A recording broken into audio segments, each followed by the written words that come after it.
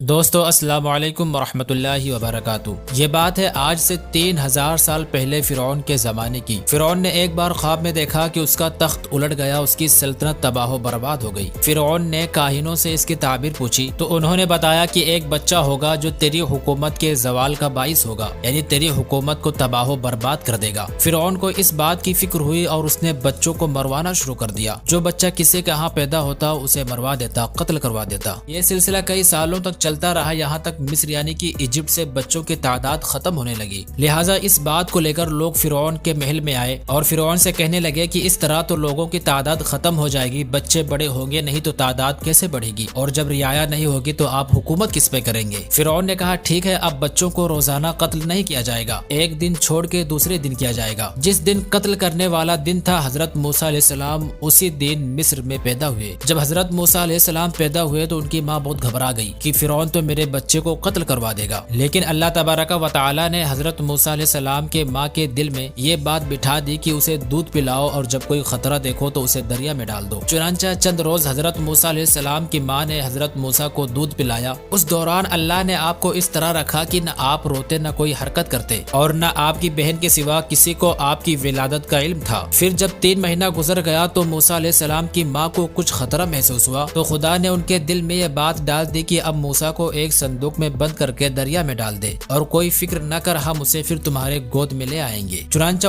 موسیٰ یعنی کہ حضرت موسیٰ علیہ السلام کی ماں نے ایک صندوق تیار کیا اور اس میں روئی بچھا کے حضرت موسیٰ کو اس میں رکھ کے صندوق بند کر دیا اور یہ صندوق دریائے نیل میں ڈال دیا۔ اس دریا سے ایک بڑی نہر نکل کر فرعون کے محل سے گزرتی تھی، لہٰذا ایک دن فرعون اپنی بیوی آسیہ کے ساتھ نہر کے کنارے بیٹھا ہوا تھا۔ جب ایک صندوق نہر میں آتے دیکھا تو اس نے کنیزوں اور غلاموں کو صندوق نکالنے کا حکم دیا۔ جب صندوق کو نکال کر فرعون کے سامنے لا کے کھولا گیا تو اس میں سے ایک نورانی شکل فرزند جس کی پیشانی سے وجاہت و اقبال کے آثار نمودار تھے۔ دیکھتے ہی فرعون کے دل میں ایسی محبت ہوئی کہ وہ آرافتہ ہو گیا، لیکن قوم کے لوگوں نے اسے ورغلایا اور کہا کہ ممکن ہے یہی وہ بچہ ہو جس نے آپ کی حکومت کو برباد کرنا ہے۔ چنانچہ فرعون آپ کے قتل پر آمادہ ہوا تو فرعون کی بیوی آسیہ نے، جو بڑی نیک خاتون تھی، کہنے لگی یہ بچہ میری اور تیری آنکھوں کی ٹھنڈک ہے، اسے قتل نہ کر، کیا معلوم یہ بچہ کسی دوسرے سرزمین سے بہتا آیا ہو، اور تجھے جس بچے سے اندیشہ ہے وہ تو اسی ملک قوم بنی اسرائیل کی قوم سے بتایا گیا ہے۔ آسیہ کی یہ بات فرعون نے مان لی اور حضرت موسیٰ علیہ السلام فرعون کے محل میں رہنے لگے۔ اس کے بعد فرعون نے آپ کو دودھ پلانے کے لیے دائیوں کو بلایا،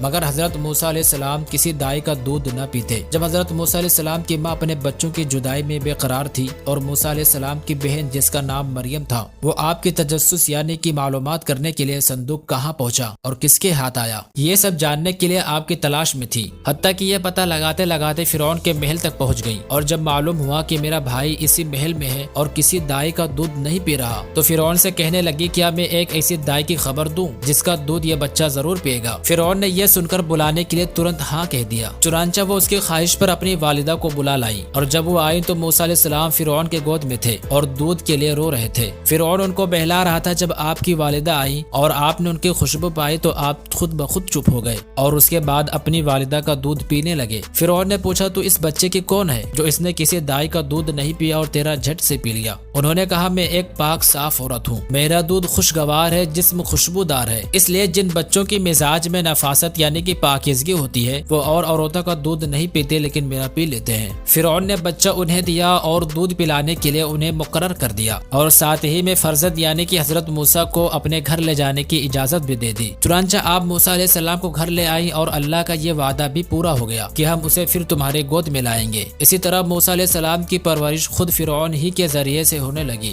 آپ دودھ پینے کے زمانے تک اپنی والدہ کے پاس رہے اور اس دودھ پلانے کی وجہ سے فرعون انہیں روزانہ ایک اشرفی دیتا رہا۔ جب موسیٰ علیہ السلام کچھ بڑے ہو گئے دودھ چھوڑنے کے بعد آپ نے موسیٰ علیہ السلام کو فرعون کے پاس لے آئی اور آپ وہاں فرعون کے محل میں پرورش پاتے رہے۔ اور دوستو اس واقعے کا ذکر قرآن پاک میں بھی ہے۔ جب حضرت موسیٰ علیہ السلام 3 سال کے ہو گئے تو ایک دن فرعون آپ کو گود میں لے کر تخت نشین ہوا اور کھلا رہا تھا، تبھی اس کے دربار میں 2 لوگوں کا مقدمہ آیا۔ وہ ظالم و جابر بادشاہ تھا، فیصلہ لینے میں جلد کیا، اس کی وجہ سے وہ غلط فیصلہ لے لیا۔ غلط فیصلہ لیتے ہی حضرت موسیٰ علیہ السلام جو ابھی 3 سال کے تھے فرعون کو ایک تماچا مارا۔ فرعون کو بڑا غصہ آیا اور سوچنے لگا کہیں یہ وہی بچہ تو نہیں جو بڑا ہو کے میرے سلطنت کو تباہ و برباد کرے گا۔ اس نے پھر قتل کرنے کا ارادہ کیا، لیکن اس کی بیوی آسیہ نے کہا کہ یہ بچہ ہے، ناسمجھ ہے، اس اس میں تو عقل و شعور نہیں ہے، یا جان بوجھ کر کیسے مار سکتا ہے؟ پھر بھی اگر تمہیں یقین نہیں ہے تو تسلی کے لیے ایک طرف آگ جلاؤ اور ایک طرف سونے جواہرات رکھو۔ اگر یہ بچہ سونے کی طرف ہاتھ بڑھایا تو سمجھ لینا کہ یہ سمجھدار ہے، پھر جیسے مرضی ویسا ہی سلوک کرنا اور فیصلہ کرنا۔ لیکن اگر یہ سونے جواہرات کے بجائے آگ کی طرف ہاتھ بڑھایا تو سمجھ لینا کہ ابھی اس میں عقل و شعور نہیں ہے۔ لہٰذا ایک طرف آگ جلائی گئی اور ایک طرف سونے جواہرات رکھے گئے۔ حضرت موسیٰ علیہ السلام نے سونے کی طرف ہاتھ بڑھانا چاہا، لیکن اللہ کے حکم سے حضرت جبریل علیہ السلام نے آپ کا ہاتھ پکڑ کر آگ کی طرف کر دیا۔ پھر آپ نے اس میں سے ایک انگارے کو اٹھا کر اپنے منہ میں ڈال لیا، جس سے فرعون کو یقین ہو گیا کہ یہ وہ بچہ نہیں ہے۔ دوستو، یہ خدا کی کیسی قدرت تھی کہ فرعون کو جس بچے سے ڈر تھا، جس بچے کے خوف میں مصر کے تمام بچوں کو قتل کروا دیا، وہ بچہ حضرت موسیٰ علیہ السلام ہی تھے اور اس کے ہی محل میں پرورش پاتے رہے، لیکن یہ بات اس کو بھنک تک نہ لگی۔